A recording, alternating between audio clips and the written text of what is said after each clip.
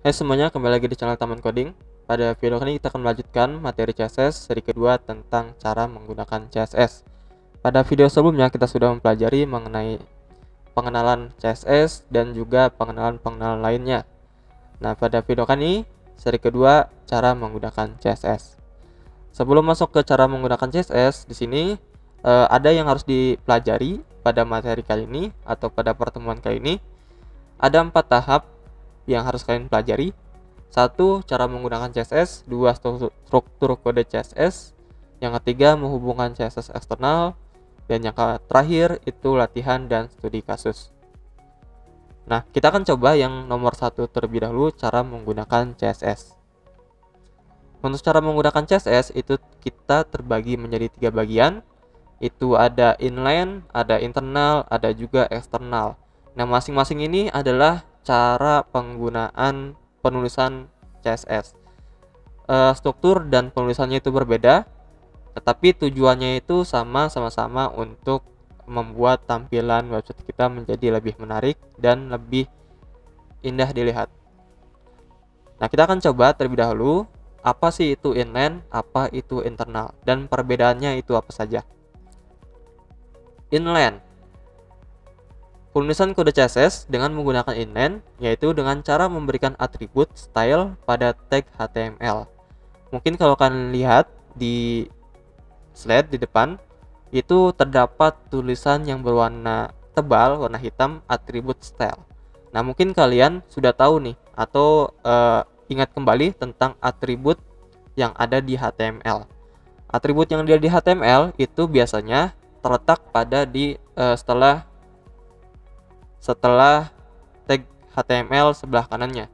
Jadi, contoh, ketika kita menggunakan tag img untuk menempelkan gambar dan kita untuk memberikan panjang dan lebar, di situ kita menggunakan atribut width dan height.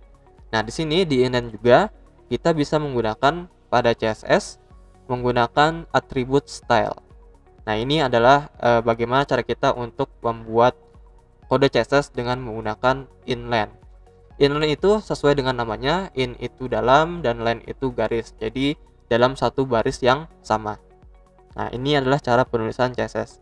Mungkin kalian bisa lihat di bagian bawah cara penulisan CSS menggunakan inline itu H1, lalu atributnya style, yang tengahnya ini text elegant itu disebut property, dan reg-nya itu setelah titik 2 itu disebut value atau nilai. Nah, itu adalah struktur kode CSS. Sampai sini mungkin paham ya tentang mengenai inline. Kita akan lanjut masuk ke internal. Internal itu berbeda dengan inline. Kalau inline itu kalau dalam bahasa Indonesianya itu dalam satu baris yang sama, tapi kalau internal itu dalam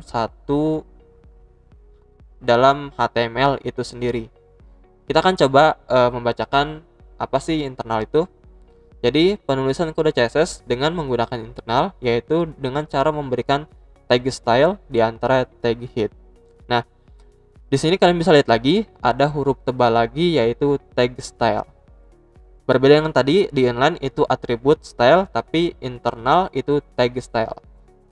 Tag style itu adalah salah satu tag HTML, yaitu style.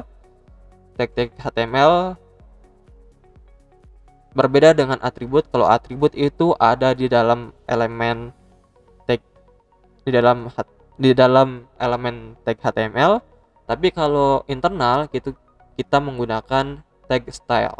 Nah, contohnya mungkin kalian bisa lihat di bawah, di antara head itu kalian tambahkan style.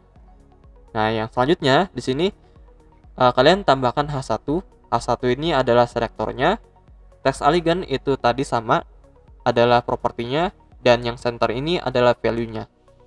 Nah, ini bagaimana cara kita menuliskan kode CSS pada suatu HTML. Selanjutnya, yang terakhir mungkin eksternal. Penulisan kode CSS dengan cara membuat file CSS dan dipanggil dengan menggunakan tag link di antara tag head. Nah, ini adalah text menggunakan cara eksternal. Jadi eksternal ini kalian membuat suatu file CSS dan HTML-nya itu dihubungkan di HTML itu sendiri. Caranya kalian cukup membuat tag link, dan tag linknya itu ada di antara tag head, sama seperti tadi dengan cara internal, yaitu ada di antara head. Kalian cuman ketikkan link saja lalu tab, nanti akan muncul otomatis tulisan seperti ini, rel CLC tipenya text atau CSS, dan harapnya itu diisi dengan nama file CSS-nya.